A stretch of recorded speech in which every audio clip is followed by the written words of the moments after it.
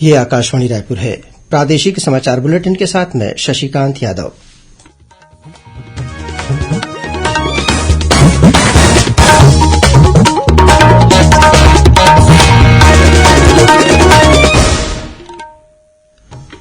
और अब पेश है आज के मुख्य समाचार।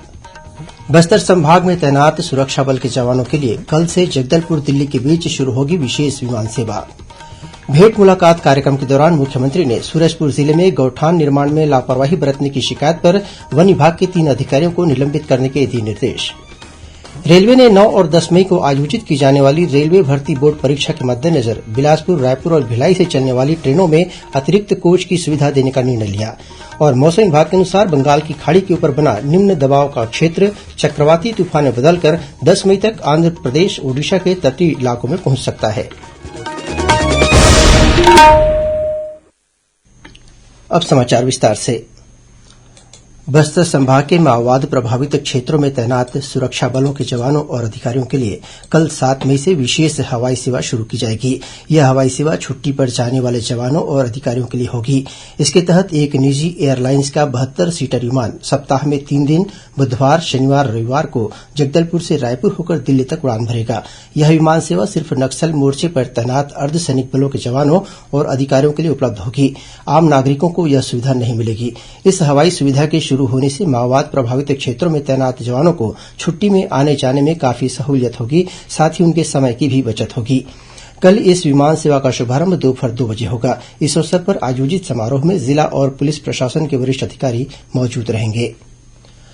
मुख्यमंत्री भूपेश बघेल ने भेंट मुलाकात कार्यक्रम के तीसरे दिन आज सूरजपुर जिले के प्रतापपुर विधानसभा क्षेत्र के रघुनाथ नगर में लोगों से विभिन्न जन कल्याणकारी कार्यक्रमों के क्रियान्वयन की जानकारी ली। इस मौके पर उन्होंने रघुनाथ नगर में कॉलेज खोलने, वाड्रफ नगर में मिनी स्टेडियम और अपर कलेक्ट का लिंक कोर्ट शुरू करने की घोषणा की।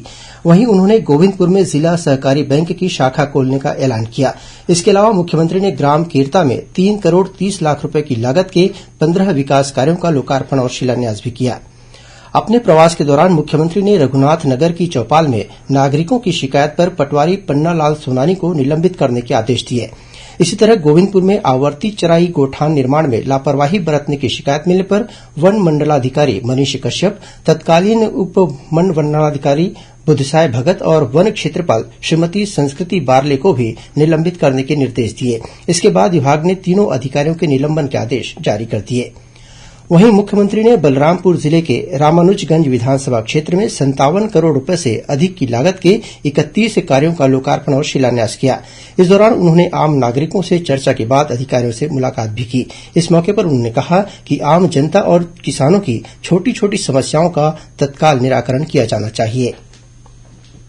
विश्वविद्यालय अनुदान आयोग यूजीसी ने विभिन्न विश्वविद्यालयों में स्नातक पाठ्यक्रमों की संयुक्त प्रवेश परीक्षा के आवेदन की अंतिम तिथि इस महीने की 22 तारीख तक बढ़ा दी है। आयोग के अध्यक्ष प्रोफेसर एम जगदीश कुमार ने बताया कि केंद्रीय, राज्य और प्राइवेट तथा सम विश्वविद्यालयों में प्रवेश के इच्छुक विद्यार्थियों को आवेदन करने का अतिरिक्त अवसर मिलेगा। 3.5 घंटे की कम्प्यूटर आधारित प्रवेश परीक्षा 2 पालियों में आयोजित की जाएगी।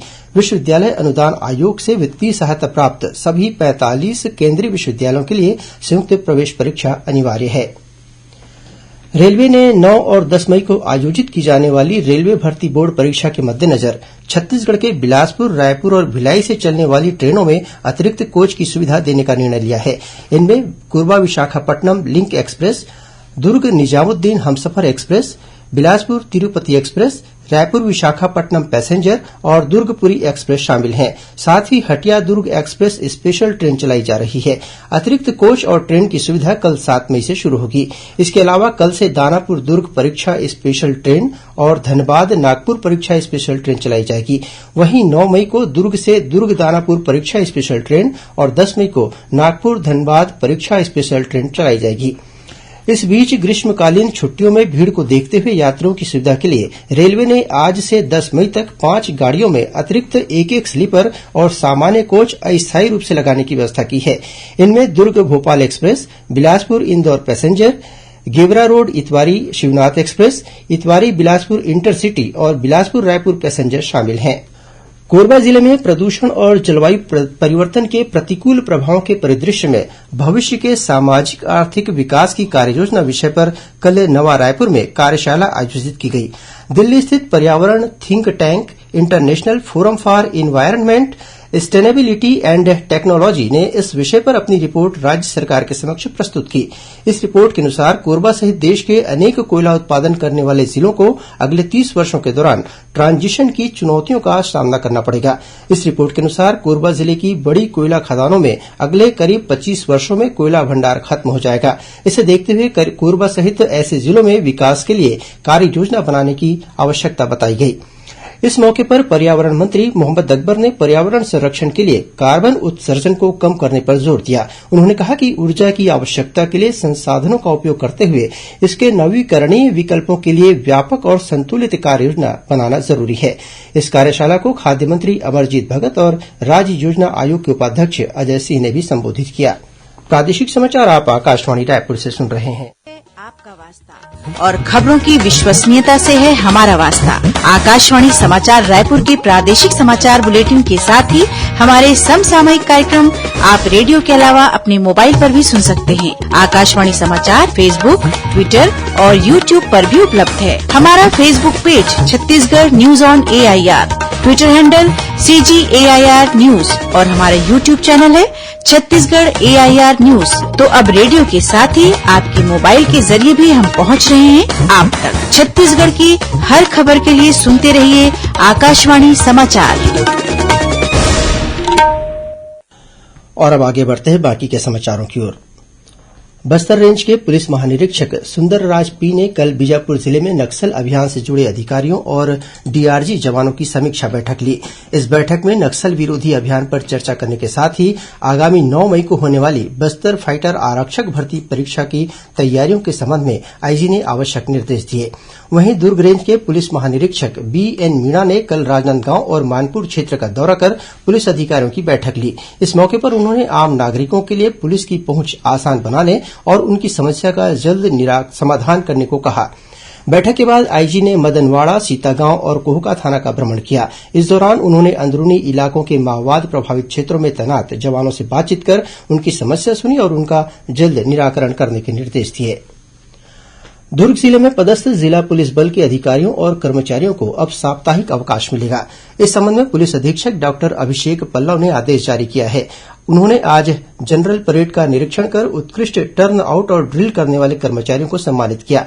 डॉक्टर पल्लव ने दरबार लगाकर कर्मचारियों के अवकाश, स्थानांतरण, आवास और अन्य समस्याओं का निराकरण किया।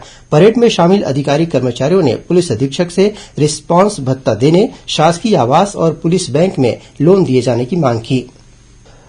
कांकेर पुलिस ने नगर में स्थित एक लॉज से पति पत्नी और उनके 2 बच्चों की लाश बरामद की है। पुलिस के अनुसार रायपुर निवासी एक ही परिवार के 4 सदस्य बुधवार शाम को कांकेर के कोतवाली थाना क्षेत्र में स्थित एक लॉज में पहुंचे थे। दूसरे दिन शाम तक जब उनके कमरे का दरवाजा नहीं खुला, वे बाहर नहीं निकले, तब इसकी सूचना लॉज प्रबंधन ने पुलिस को दी। पुलिस की उपस्थिति में कमरे का दरवाजा तोड़ा गया, जहां से इन सभी की लाश मिली। पुलिस ने मामला दर्ज कर जांच शुरू कर दी है। और अब पेश है मौसम का हाल।